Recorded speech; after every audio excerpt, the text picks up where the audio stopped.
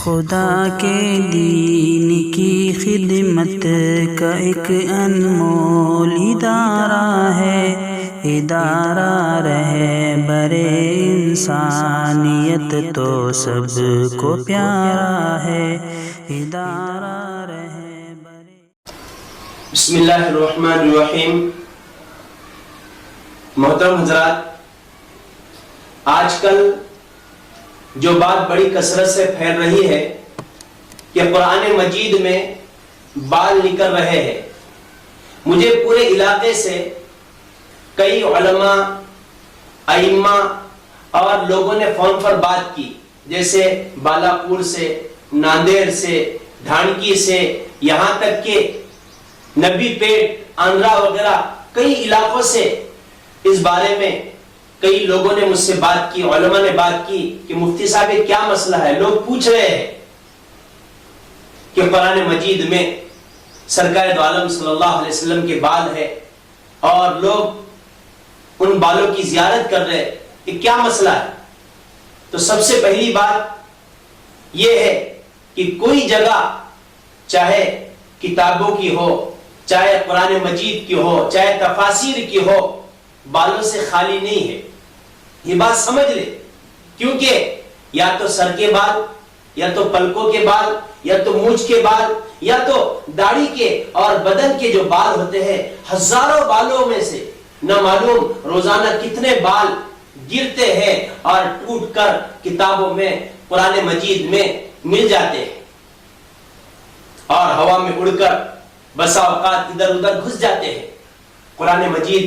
برسوں سے جو پڑھے جاتے ہیں یا پھر گھنٹوں کھلے رہتے ہیں اس کی تلاوت کے لیے، تو بال اڑ کر برسوں اوراق کی تہ میں دبے رہ جاتے ہیں۔ تلاش کرنے کے بعد اگر یہ بال مل جائے تو اس میں حیرت کی کیا بات ہے، بلکہ استعمال شدہ جو قرآن مجید ہوتے ہیں تو اس میں بالوں کا ملنا یہ تو یقینی ہے، بالوں کا نہ ملنا یہ حیرت ناک ہے، کیونکہ قرآن مجید سے نکلے بالوں کو پیغمبر صلی اللہ علیہ وسلم کے بال تسلیم کرنا، اس کی زیارت کرنا، اس پر درود خوانی کرنا، یا اس کو دیکھ کر کہ اللہ کے نبی صلی اللہ علیہ وسلم کے بال ہے، یقین کر کر لوگوں میں اس بات کو پھیلانا کہ اپنے اپنے قرآنوں میں بالوں کو دیکھو، اس لیے کہ قرآن مجید میں اللہ کے نبی صلی اللہ علیہ وسلم کے بال نکل رہے۔ میں تو یہ کہتا ہوں آج کی جو قرآن مجید کی طباعت ہے تو یہ آج کل کی یا 10 20 50 سال کی ہے، اور ہمارے نبی صلی اللہ علیہ وسلم کو وصال ہوئے 1438 سال ہو گئے۔ 1438 سال کے بعد اللہ کے نبی صلی اللہ علیہ وسلم کے بال ان نئے قرآنوں میں ملنا یہ جہالت کی بات ہے، یہ ایمان کے کھونے کی حرکت ہے، کیونکہ امام ابو داؤد سجستانی نے ابو داؤد شریف میں، اسی روایت کو ابن ماجہ نے، اسی روایت کو مسند احمد میں، اسی روایت کو امام مسلم نے مسلم شریف میں، اور امام بخاری نے بخاری شریف حدیث نمبر 2697 پر حضرت عائشہ رضی اللہ تعالی عنہ کی روایت ذکر کی کہ من احدث فی امرنا ھذا ما لیس منہ فہو رد، اور ایک دوسری روایت مسلم شریف میں اور دینینا ہے، اور ایک تیسری روایت من عمل عملا کے الفاظ ہیں، کہ جس میں یہ ہے کہ جس نے ہمارے دین میں کوئی نئی چیز ایجاد کی اور دین میں ایسی بات داخل کی جیسے آج ہم کر رہے۔ اور امام ابو عیسیٰ ترمذی نے ترمذی شریف حدیث نمبر 2951 پر ایک روایت ذکر کی عبداللہ ابن عباس کی۔ اللہ کے نبی صلی اللہ علیہ وسلم فرماتے ہیں من کذب علی متعمدا فلیتبوأ مقعدہ من النار، جس نے مجھ پر کوئی چیز گھڑی ہے اور مجھ پر جھوٹ باندھا ہے، میں نے وہ کام کیا نہیں، میں نے وہ بات کہی نہیں، میں نے وہ عمل نہیں کیا، اور اس نے اس چیز کو میری طرف منسوخ کیا، جیسے یہ بات اللہ کے نبی صلی اللہ علیہ وسلم کے بال ہے، اس طرح اگر منسوخ کیا فَلْيَتَبَوَّعُ مَقْعَدَهُ مِنَ النَّارِ، اسے چاہیے کہ اپنا ٹھکانہ جہنم میں بنا لے۔ کتنی جہالت کی بات ہے کہ اللہ کے نبی صلی اللہ علیہ وسلم کے بال تمام قرآن میں کتابوں میں نکلنا اور اس کو مشہور کرنا یہ بالکل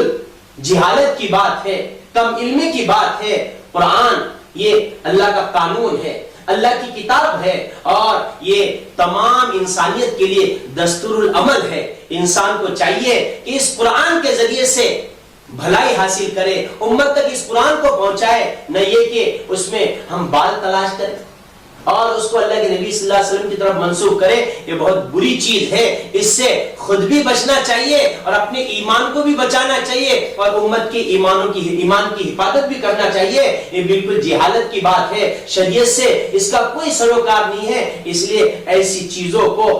امت میں راسخ ہونے سے پہلے ہماری ذمہ داری ہے، ہمارا یہ عمل ہے کہ ہم کیا ہے، امت کے ایمان کی اور امت کے دین کی حفاظت کے لیے کمر بستہ ہو کر ایسی جہالت کی باتوں کو ہمارے امت مسلمہ کے دلوں سے نکالنے کی کوشش کرے۔ یہ بالکل غلط چیز ہے، شریعت سے، قرآن سے اس کا کوئی سروکار نہیں، اور اللہ کے نبی صلی اللہ علیہ وسلم کی بات اور اللہ کے نبی کے یہ بال نہیں ہے، اس سے ہمیں بچنا چاہیے۔ اللہ سے دعا ہے اللہ تبارک و تعالی ہمیں عمل کی توفیق عطا فرمائے۔